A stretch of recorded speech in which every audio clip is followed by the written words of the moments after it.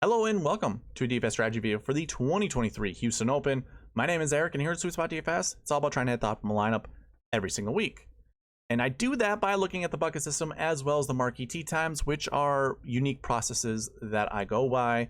I don't really like to talk about strokes gained stats or anything like that because you've probably heard that elsewhere. And quite frankly, I don't think we have enough time to do enough analysis on that to give you worthwhile strategy. Because if you're not going hole by hole, round by round, looking at how someone gets positive off the tee stats, positive approach stats, things like that, I don't think you're doing yourself justice when building your lineups for the next week. So like for this week. So I don't like to do that because I don't have enough time to do the analysis that I would like to do on strokes gained stats. However, I've been tracking the bucket system as well as the marquee tee times for over a year, almost 2 years now, and I know it's highly successful.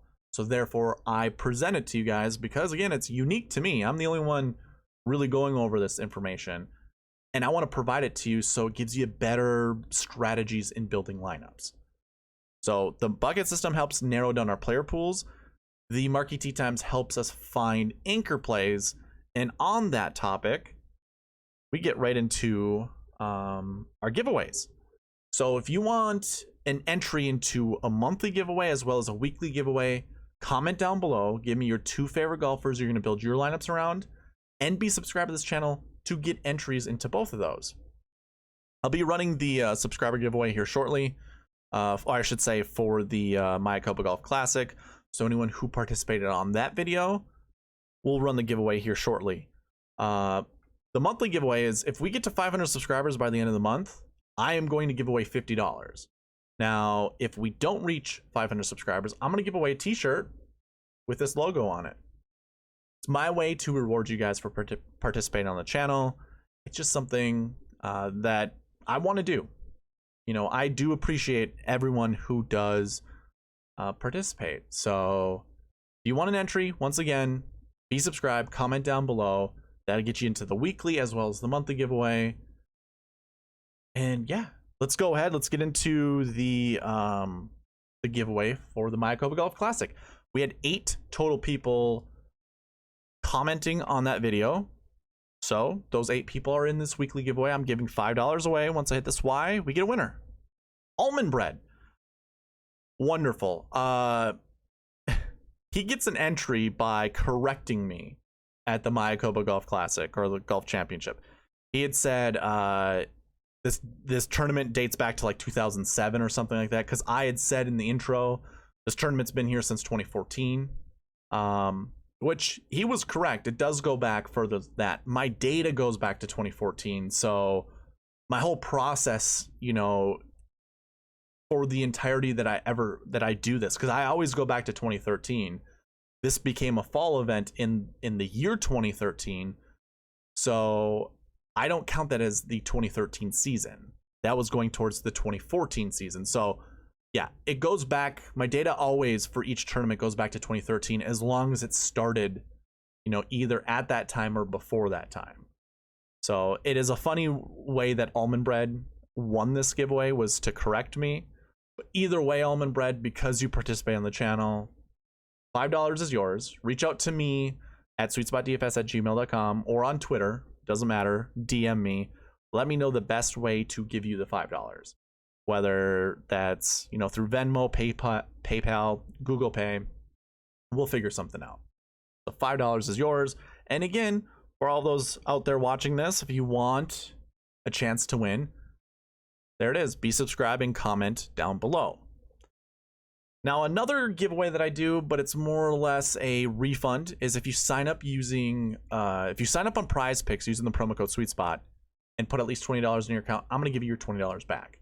There's actually a link in the description of this video that'll get you straight to the sign up page, and it'll already populate the promo code SweetSpot into the sign up. So you don't even have to write that out. You just have to click that link, sign up, put 20 bucks in your account, and I will give you $20 back. Plus, Prize Picks is going to match your deposit up to $100. So that 20 becomes 40. But if you want to put more, your deposit You want to put $100 in for your deposit, they'll match it. You'll have $200 in your account, plus you're still going to get $20 back from me. It's just another way to reward you guys for really helping me out, because using that promo code helps me out. But again, for participating on this channel, for just either way, it's for helping me out. So again, there's a link in the description below. Check that out. If you haven't signed up on PrizePicks yet, if you already have, I understand. It's unfortunate. But yeah, highly encourage you guys to do that. Now, there are other things that I like to provide, one being a cheat sheet. Again, there's a link in the description below. That link will get you to this cheat sheet, which is everything that I'll be talking about in this video. So if you want to follow along with me, explore that link. I recommend you hit that file menu and you go to make a copy, because there are filters on here that you can't see unless you do make a copy. So there's two tabs. There's the dream sheet as well as the bucket system, and both of them have filters on them. The only way to get those is to make a copy of this sheet. Now, if you don't, you can't even type anything in here. It's only read only, so you can only follow along with me. That is all that you can do if you don't make a copy. So again, highly encourage you guys, file, make a copy. Again, link in the description to this cheat sheet. And if you have that link, you can always visit it every single week. I update this Tuesday night before I go live, or before I create a video, I should say. So if you do have it, you can always visit, come here, make a copy, do all your research on your own. If you don't want to watch this video, entirely up to you guys, but it is there for you guys to use. Now, another thing that I like to provide is an optimizer. There is a link in the description that explains how the optimizer works. So if you're curious before you ask for it, you can go check out that video. But if you do want to use this, I just ask you to follow the same thing as the weekly giveaway as well as the monthly giveaway. Be subscribed to the channel, comment down below, email me at SweetSpotDFS@gmail.com, and I will send you the optimizer. And I'll also be using this. I'll talk about it later on in this video, and I will use it to build a couple other lineups. You can already see I've built 50. I'm going to explain to you later on in the video what I did. I don't really explain my weekly process a lot. I will do that at the end of this video. All right. All that being said, let's go ahead and get into this thing. Now, what I want to do is review the Mayakoba Golf Classic, or the Mayakoba Championship, whatever you want to call it. We'll go to the bucket system. I want you to take a look at this column that says success. For this year's totals, success. As I scroll down here, pay attention to how many Y's there are. Pay attention to how many N's there are. Y means the bucket was successful. N means it failed. There is only one N, meaning 35 out of 36 buckets succeeded. So that is a very, very high success rate. What I did last week for the tournament was last week. I already forgot. Or the week before the Mayakoba Golf Classic. Yeah, the Bermuda Championship. I went to go look who the golfer was, like the top golfer in one of these buckets that failed. I went to go check to see if I could replace him in like well, put it a different way. I built a lineup after the tournament was done with all the DK points per player, put it into the original optimizer, and I wanted to see what the most optimal lineup was, or the highest scoring lineup was, following all the buckets. Now, the GPP winning lineup scored 724 points. It used up $49,500. Using the optimizer to build me out a lineup that followed the whole SweetSpot process, it included a golfer in this course history 4 bucket. No, it didn't. I needed one additional one. So that's not what it was. I don't remember how it went. I'm sorry for confusing you. Course history 4. I was projecting somewhere between 0 to 2, and we had 4 inside the top 10 as well as 3 in the optimal lineup. So we removed one of those golfers from the optimizer basically and filled it in with another one that we needed. And I can't remember exactly who that would have been, but needless to say, using the SweetSpot process, what ended up happening is I shouldn't say what ended up happening. It scored 713 points, which was good enough for second place. Third place or second place scored 650 points.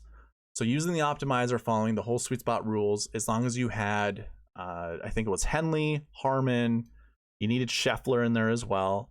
It skipped Seamus Power. I can't remember everyone that was in that lineup, but I think it was those 3 or 4 that I just said. Scored 713. So it was good for second place in the Drive the Green tournament. So it's a good consolation prize. You know, it doesn't win a GPP, doesn't hit the optimal lineup. So in a sense, it failed. But 35 out of 36 buckets were correct. And if you had the right golfers to match those buckets, which again, if you use the optimizer, it's possible. You could have made yourself what's second place in that tournament? I think like $12,000. You made yourself $12,000, something like that. So anyways, 35 out of 36, pretty good. That's like 97% correct, like 97% success rate. You can see everything here. I mean, I'll scroll down here very slowly.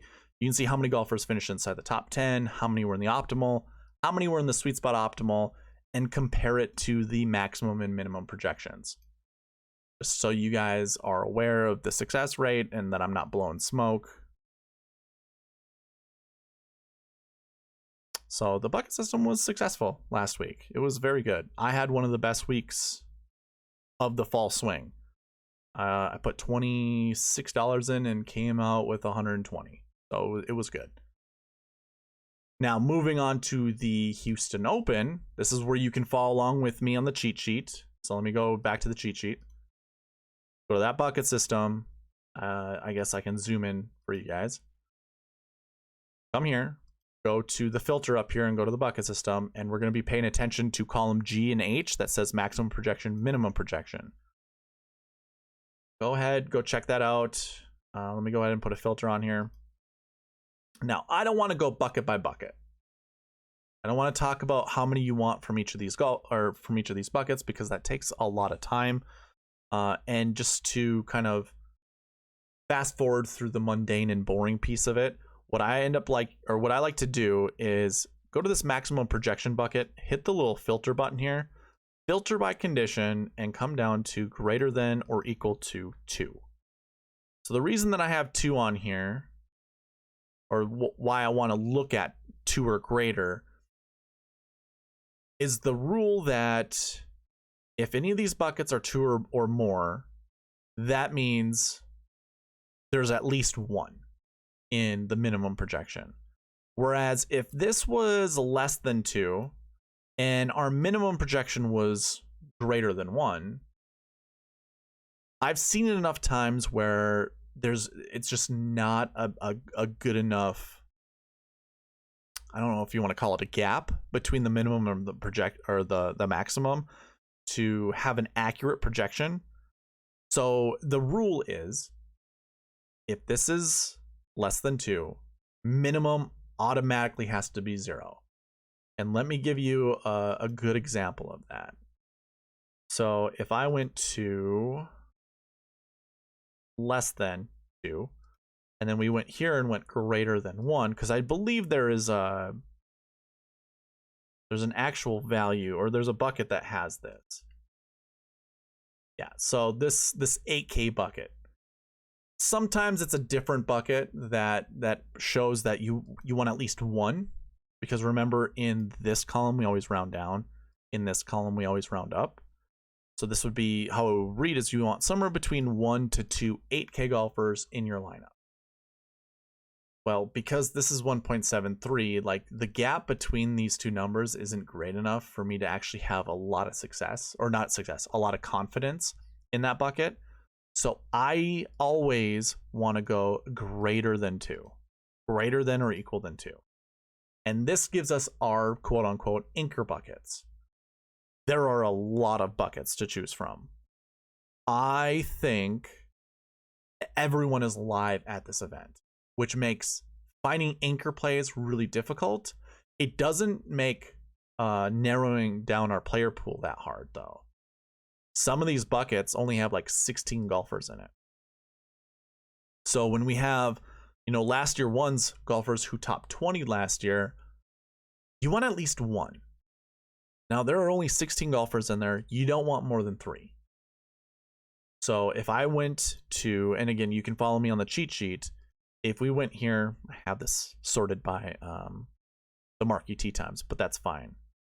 If I just went to look at last year ones, we have Scotty Scheffler. Let me sort this by salary. Scotty Scheffler, Sam Burns, Russell Henley, Maverick McNeely, Denny McCarthy, and Joel Damon, all 9K and above. But we also have some decent 7K and below golfers you can fill in your lineup here. So right away, out of the 16 golfers you see here, you want to select somewhere between 1 to 3. Well, that's kind of easy in my opinion, because personally, I am probably anchoring my lineups with one of these 3 golfers. Scotty Scheffler, Sam Burns, or Russell Henley. And if you saw the optimizer earlier and you noticed what the ownership was on that, it'll give the answer away. I will talk about it later. But either way, the rest of these golfers, I don't mind mix and matching. So in my opinion, I feel much more confident anchoring around some of these guys up here and sprinkling in the rest. Now, this is where the optimizer comes into play that I love a lot, because you can lock in one of these guys. And then you can tell the optimizer to select one or more of the following guys. And then you can use ownerships or exposure levels or something like that to sprinkle in the amount of golfers you want, which will give you a better chance of actually hitting the right combo from this bucket. Or you can just anchor in 2 golfers and just leave it at that. It's entirely up to you, but that's why I like the bucket system. That's why I like going over this with you guys. So if you do have the cheat sheet, again, anchor or filter, use the bucket system filter, go into your max projection, filter by the condition, and go greater than or equal to 2 to find your anchor plays, or a player pool basically from each of those buckets. I think that provides probably the best success. Let me go ahead and bring this over here. Okay. So with that being said, I'm just going to go over these buckets really fast, just to give you guys, if you don't want to look at the cheat sheet, at least you can hear it from me. You want somewhere between 1 to 3 last year ones, which are golfers who topped 20 at this event last year. Also, having golfers who missed the cut in your lineup, not terrible. Now, it's barely over 2 for your maximum projection, but again, we round up, so this becomes 3. So this reads 1 to 3 last year 5s. I don't feel really confident going with 3 golfers, but if you do, then it's totally up to you. It's totally open to you guys. Having guys who didn't play here last year, this includes rookies that have never played this event, as well as people who just took last year off. But you want somewhere between 1 to 4 golfers from that bucket. I think I feel more comfortable with 3 being my maximum, but it is giving you the opportunity to go up to 4 if you so wanted to. And then we have 3 last week buckets that you want to also kind of anchor around, and they match exactly what your last year buckets are. I kind of like that. When I first started doing the bucket system, I was matching what their last year bucket was and their last week bucket. Not like matching it like, oh, I want to put a 1 and a 1 together. But I'd look at the frequency of how many golfers that were in this bucket, as well as this bucket, show up inside the top 10. And it would give me a frequency amount. And if it was like greater than 50%, I sought those players out. So just to show you a visual of that, what I do is I already have this filtered out by ones. I'd go into the last week ones and go, okay, who do I have? I have 4 golfers that are last year ones, last week ones. So for me, it's like, okay, I want one of these guys in my lineup then. And I'm not saying that applies here right now, but when I get this website up and running, it will give you that information. It will tell you what the best combinations are with each bucket.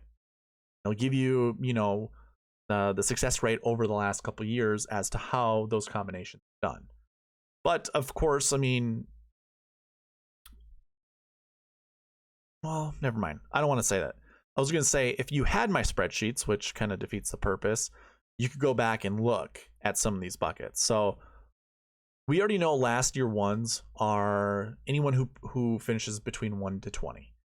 And we also know last week sixes are golfers who did not play. And it's not even so much last week sixes or last year ones or anything like that. If the bucket says it's a 1, that means it's a top 20. If the bucket says a 6, it means it was a golfer who had not played. So you can see Sam Burns falls in that category last year. He was a last year 1, last week 6. Now Matthew Wolff was in the optimal lineup. He was a last year 6 and a last week 1. So and if we went every single year and took a look as to how many occurrences happen like that, Carlos Ortiz fits that, last year 1, last week 6 bucket. We don't have anything else, or we don't have the last year 6, last week 1 for 2021. I went to 2020, do we? No. And we actually don't even have a last year 1, last week 6. So either way, I look at the top 10. That's basically what I'm looking at when I glance over this really quickly. But that's what I would look at. And when I go back to 2023, although I'm showing you last year 1, last week 1, and I'm just merely stating that those types of patterns I would see frequently. So when I think of, the buckets being the same for last year 1 and last week 6,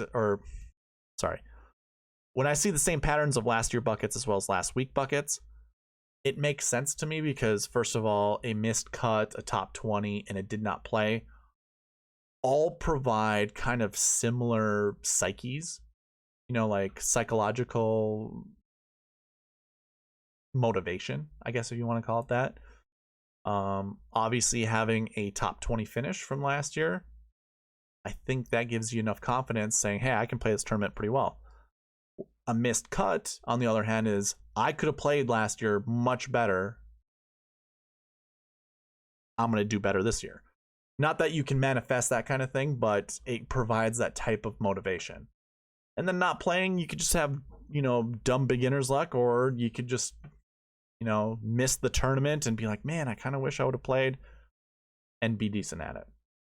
Now, that's all kind of, I wouldn't say projecting or anything like that, but when it comes to golfing in tournaments, I think most of us competitive golfers have that type of mindset. So anyways, these 6 buckets, they make sense to me.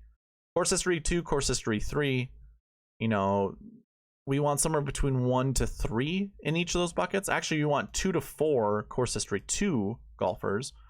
So that's actually a pretty decent one. And there are only 22 golfers in that bucket. So again, if you were in the cheat sheet and you put a filter on this course history bucket over here, and we just look at course history 2s, we want to select 2 to 4 golfers from this bucket. There are only 22 golfers here. That makes it kind of easy. See Scheffler and Burns up there. That's kind of a pattern that we're continuing to see. So anyways, I'm not going to go over the rest of the buckets. I just want to give you an idea of how to look at this. Again, use the cheat sheet to your advantage. Look at the minimums and the maximums. Try to figure out your player pool from there. Moving on to the marquee tee times. If we look at the Mayakoba Golf Championship, or the Mayakoba Championship, and we look at all of the marquee tee times, first of all, marquee tee times are the top 9 groups at this event. I would do top 10, but the optimizer doesn't allow me to do 10 groups. Like I've hit the maximum amount of conditionals I can put in my optimizer. It'll allow me to do 9. So I look at the top 9. And quite frankly, I really only care about the top 7, if I'm being absolutely honest with you. So the rule is select 2 to 4 golfers from the marquee tee times and try not to select more than 2 golfers from one group. Really just try to select one golfer from a group and try not to do 2 or more. So what I mean by that is if you really liked Scotty Scheffler, don't pair him up with Keith Mitchell. But there have been moments where I've gone through this where we've had 2 golfers from the same group be in the optimal lineup or in the GPP winning lineup or things of that nature. So it's possible. But we've never seen 3 golfers from a group be in the optimal lineup. And a lot of you might just be like, who cares? Like, why is it that big of a deal if I put 3 golfers in the same group? If they all make the cut, it all works out. I'm not going to disagree, but I'm not going to really criticize you for that thought process. I will just say this. Never over the last 2 years have you had 3 golfers in the optimal lineup from the same group. So with that being said, why would you use that as a strategy? And on top of that, we don't see that in the GPP winning lineup. We don't see that in any really good lineups. To use this tournament as an example, like Colin Morikawa, Seamus Power, and Emiliano Grillo all made the cut. But if you had played those 3 golfers in your lineup, well, without going over the optimal lineup, you wouldn't know exactly how far down the totem pole you would have been.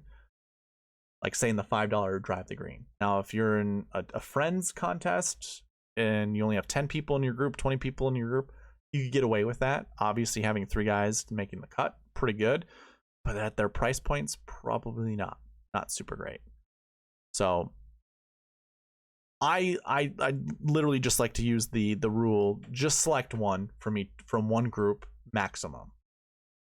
And then try to select 2 to 4 from your marquee tee times. So as we're looking at this, the little black tick marks here that you see, these are your optimal lineup golfers. And we do have 2 golfers from the marquee tee times in the optimal lineup. Now, one other thing you might notice is the blue shades of colors over these golfers. Those were the guys in the GPP winning lineup. And then the green salaries are those in the SweetSpot Optimal, which is your best lineup over $49,000, which also beat the GPP winning lineup this last week. So we found 2 golfers in the marquee tee times and all within the top 7 groups. So the marquee tee times were completely successful. You can also find that in the cheat sheet by just putting a filter on the cheat sheet. And a quick way to do this, you could actually filter by color. I guess I wouldn't want to do it that way. Go to group rank over here and column O and filter A to Z from smallest to largest, basically. And you'll get it that way. Why does it look like this?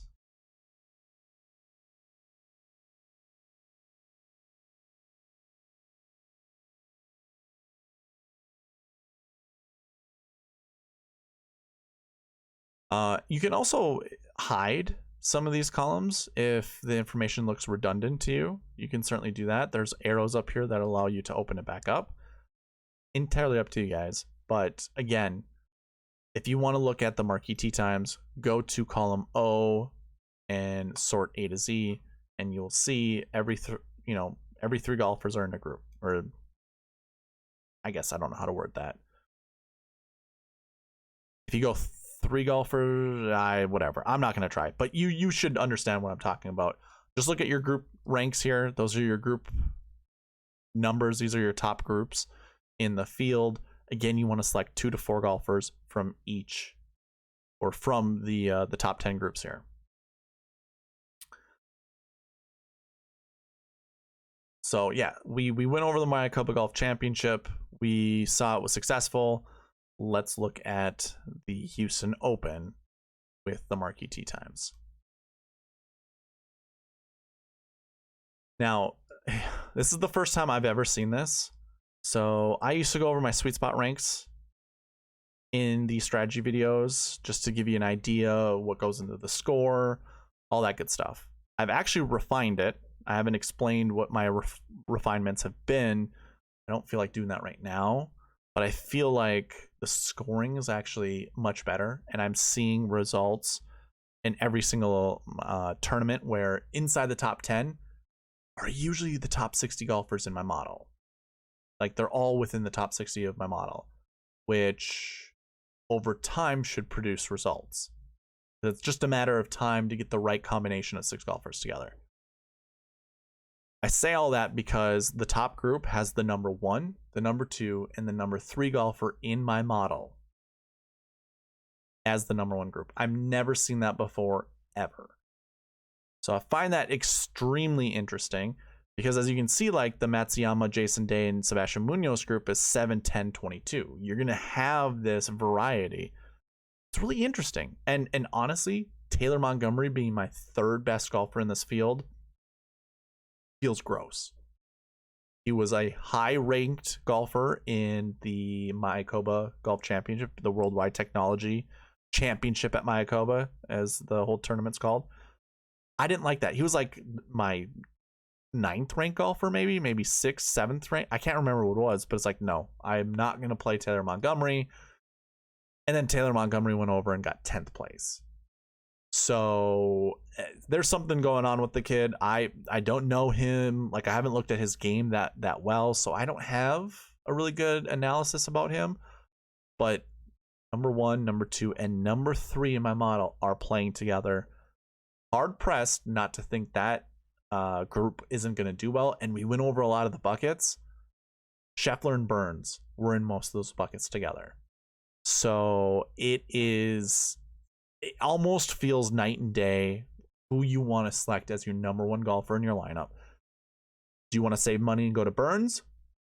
I even saw kind of something earlier that shows that Burns has like the best track record at this golf course. By the way, this golf course has only played here for 2 years, the last 2 years. Memorial Park Golf Course, so 2021, 2022.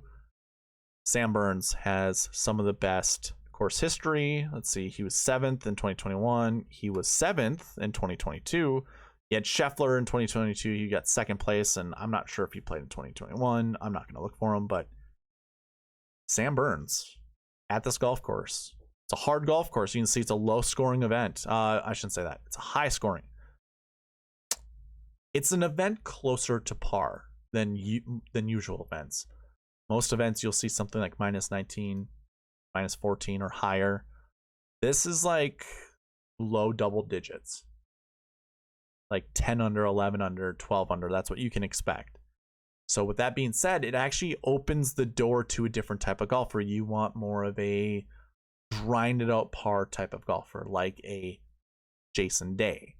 So if I go back to 2023, or the dream sheet, Jason Day is in the 2nd group. Personally, I don't ever want to play Jason Day because he can't be trusted. But at this event, I think it's hard pressed not to think he could do well here. He's really good. He has been his whole career, I should say, really good at tough golf courses like the Memorial Tournament, the US Open, stuff like that, where conditions are tough. He can scrap it around and make par. I don't like him at Birdie Fest.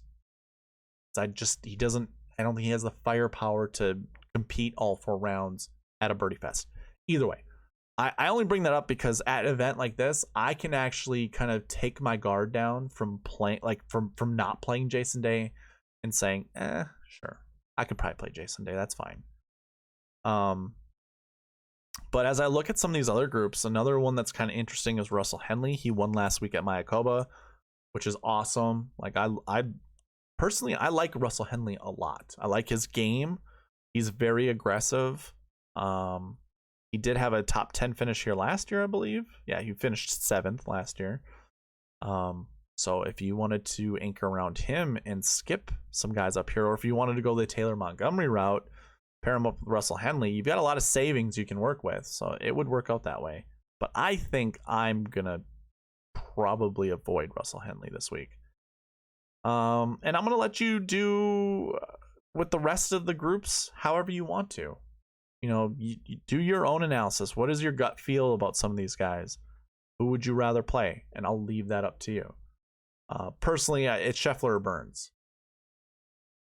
Which brings me to the Optimizer. Now, last week, I wasn't sure who I wanted to anchor my lineups around. Zoom in just a little bit more. Do I really lose anything? Kind of. Let's zoom out.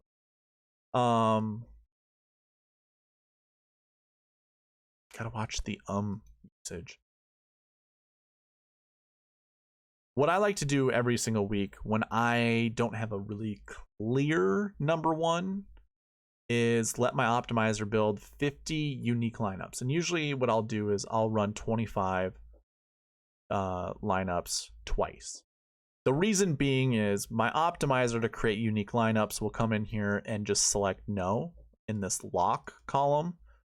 I want to clear out those no's after 25 lineups and then rerun 25 just to see if the same golfers will show up and stuff like that. And then what I like to look at is it gets saved in this lineups page and I can see who the top golfer it selects because it always chooses the golfer with the most points as the number one golfer. And then it goes on from there. I like to look at how many combinations that we see at the top, or like in a lot of these lineups together. But I also have a tab down here with the optimizer that shows you who a golfer is paired up with the most. So Scottie Scheffler, yeah, he was paired up probably in most of his line. I mean, he was selected 90% in 90% of lineups. So he was in, what would that be? A total of, well, 45 lineups. Trying to do my math really quick, wasn't working out. He was in 45 out of 50 lineups. And out of those 45 lineups, he was paired up with Aaron Wise 12 times. Each one of these golfers shows Scottie Scheffler as the most common match, which makes sense if he's being selected 45 times. Yeah, duh. But to go along with Aaron Wise, who, by the way, is $9,700, he was also paired up with Mackenzie Hughes 12 times. So that is super interesting.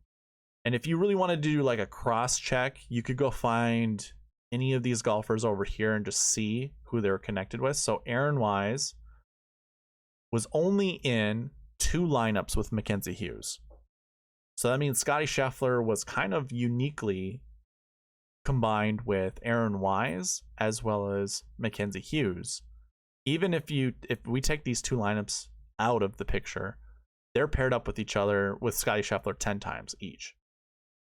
Without each other, I should say. Which means you can go 2 routes. If you wanted to anchor around 2 golfers, you could go 2 routes. So you could either go like Scottie Scheffler with Aaron Wise, or you could go Scottie Scheffler with Mackenzie Hughes. I think whatever you want to do is just fine. Now, I only do that I only show you that because that's how I usually try to find my answers. What makes the most sense? Now, I can go ahead, delete all these lineups, start anew, like start fresh, remove all of these ends that the optimizer creates, say I don't like Scottie Scheffler, and I just say, all right, find me a bunch of lineups with Sam Burns in it, and you hit one of these buttons. I'm not going to push it because it's just going to waste time. You can figure out who Sam Burns would be paired up. And it's funny, Jason Day, Davis. This is a really good lineup, by the way. So I think that's a really interesting way to build lineups. And that's a lot of times is the way that I'm successful.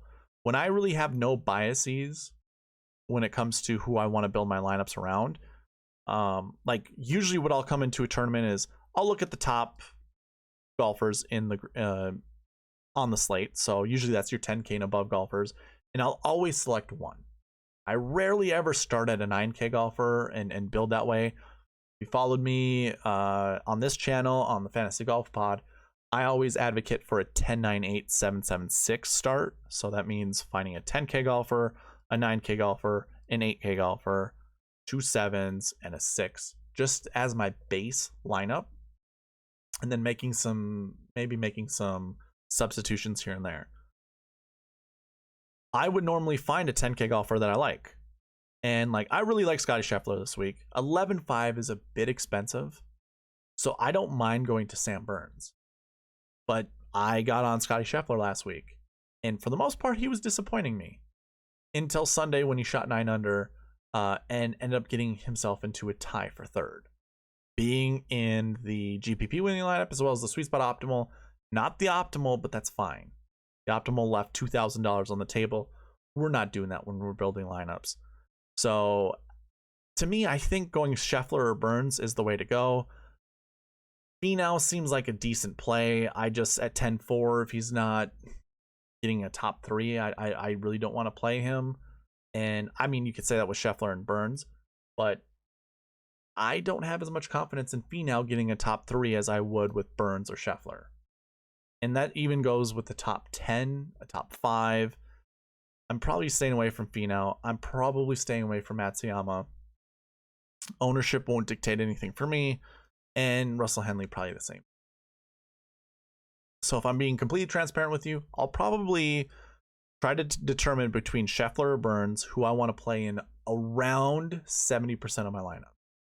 That's how I build lineups. Try to find like 70% of one guy or a combination. So, you know, Scheffler was with Wise a bunch, but you can already tell you're not leaving a lot of money on the table when you do that.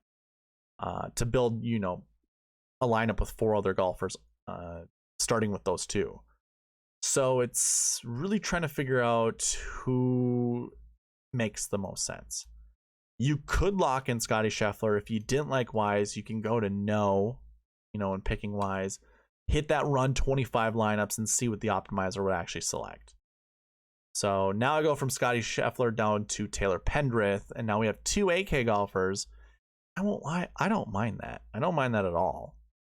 What I don't want is Ben Griffin showing up all the time, which if I don't save, he's going to be. So Hadwin shows up a lot with Scheffler. Now we have Keith Mitchell up there. Remember, he missed the cut last week, and that's okay. We don't mind someone missing the cut. That's one of the buckets that actually is projecting out to be pretty decent this week. I can already tell not going with... So here's the other thing that I love about building lineups with this optimizer. Just trying to figure out what the most optimal lineup is without saving. So I take Aaron Wise out of the picture. It is constantly building lineups with Keith Mitchell, which to me, I am not super confident in. So I personally don't want to see it. Let's have the optimizer try to select someone else. And I'll keep doing this until maybe the optimizer breaks, or I just don't like what I'm looking at. And I frankly don't like anything that I'm looking at so far. A lot of these lineups look gross. It either goes from Scottie Scheffler down to Keith Mitchell or Scottie Scheffler to Adam Hadwin. This I don't mind, like seeing Davis Riley up there. But it's like, it's not, the optimizer's not selecting the 9K golfer, which I don't know how I feel about. Like, it's not something that I'm really enjoying that much. This lineup isn't terrible. I can also tell the optimizer to make sure it selects a 9K golfer as well as an 8K golfer. So we can do that 10, 9, 8, 7 start and see what will happen. Okay, this isn't terrible. I do not like Taylor Moore. He already has found himself on my blacklist.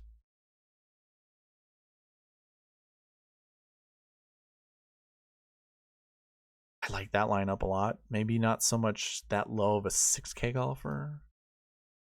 I won't lie, I don't know who Kyle Westmoreland is, but McCarthy, Pendrith, Gordon, Hosler, that's a pretty decent start. Yeah, so something like this looks really good too. So there we go. We're figuring it out. I don't mind Denny McCarthy being on there. Even Maverick. Ooh, okay. So we're finding something good here. Starting with a 10, 9, 8, 7, 7, 6. Yeah, I mean, so like Callum Tarrant has been like really struggling over the last couple weeks. It's a good time to play someone like him. And I like that it's kind of going through a bunch of these different 9K golfers. So it will give us a little variety. It doesn't help us narrow down on an anchor play, though, to go with Scottie Scheffler. So with that being said, it's kind of telling me not to start with Scottie Scheffler. Maybe the right play is to start with Scott Burns. And Shot Like Harden, I know you're going to start with Burns. So I guess this is for you. And I think, what was it? Burns and who was he matched up with? Jason Day, right? Yeah. Well, what if I don't want to play Jason Day? Oh, yeah. I have to go down and take out Ben Griffin. Otherwise, he's going to show up a bunch. Let's also remove what we already put in here with the 10-9-8 start. I'm just going to build a couple more lineups and get out of here. I don't want to waste any more time.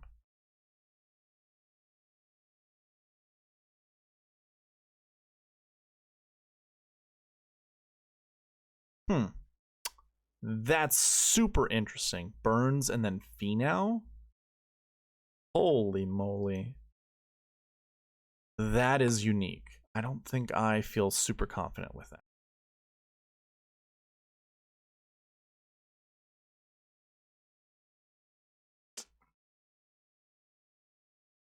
I don't know now. Like, I figured it would be so much easier to select something. I mean, it's not selecting Taylor Montgomery for whatever reason. This is so crazy. One more lineup that I like. One more lineup that I like. Okay, so this is also what I like to see. It is very stingy with starting Sam Burns.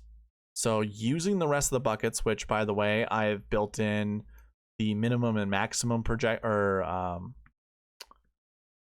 basically the projections into these buckets, into the constrictions, or the constraints, I should say. With that being said, like, starting with Burns doesn't give us a super great starting point. And this is really allowing for the most flexibility using these buckets. That's insane. I mean, as you saw, it was Scottie Scheffler and Aaron Wise. I might just do that, guys. Like, literally, I don't think I even care that much. I think it's a decent play. Yeah, these lineups look really sexy. Like, this is a great lineup.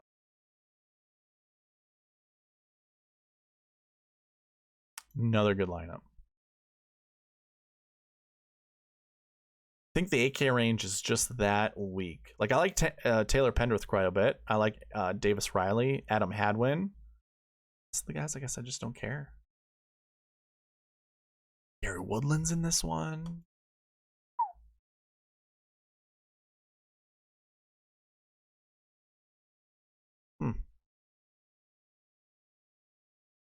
Interesting. Maybe a lot of people will be on Sam Burns this week just because of everything anyone else is saying out there. There's so many different lineups I can create with Aaron Wise being the anchor to go with Scheffler that it almost just makes the most sense starting there. So I've given you my secrets this week. So if you're in the league that I play in, maybe I swerve, but maybe I start with Scheffler and Wise. We'll see. But that's all that I have. This went a lot longer than I wanted it to. But sometimes you get carried away, and I didn't mind talking about a lot of the things that I did earlier on. So be it. Deal with it. Some reminders. You want a chance to win $5 or $50? Be subscribed to this channel. Comment down below. Give me your 2 favorite golfers you want to build your lineups around, and you'll get a free entry into both of the giveaways. The weekly giveaway will be ran during next week's strategy video, and the monthly giveaway will be ran during the Hero World Challenge video. I'll just do one for that for the giveaway, basically. I normally don't. And we want to try to get to 500 subscribers. If we don't, I'll just give away a t-shirt that has this logo on it.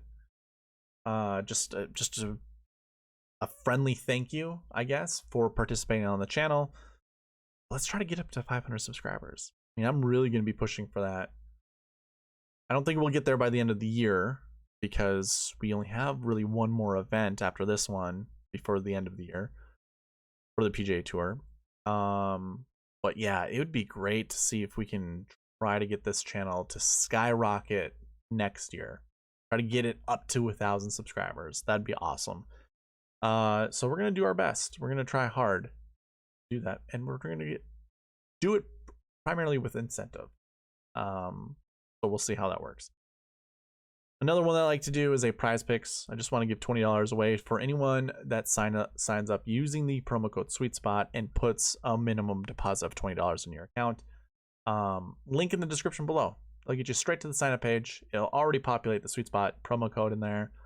All you got to do is fill out your information, put $20 in your account, and boom, I will give you your $20 back. You can also put up to $100 in there. Prize Picks will match your deposit up to $100. So it's up to you.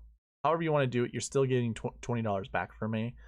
It allows you to play it for free, and you have $40 in your account just to mess around with. Again, link in the description below. And hopefully you were following along with the cheat sheet that there's also a link in the description below for. If you need to know any information about this channel, you're most likely going to find it in the description below. So go check that out. Cheat sheet was available. The optimizer was available. Just takes your participation. And for the optimizer, reaching out to me at SweetSpotDFS@gmail.com to get the optimizer sent to you. But like I said, this was running a little longer than I wanted to, but I appreciate you being here all the way to this point. So thank you for watching. Please leave a like, comment, subscribe, all that good stuff, and I'll see you in the next one. All right, bye.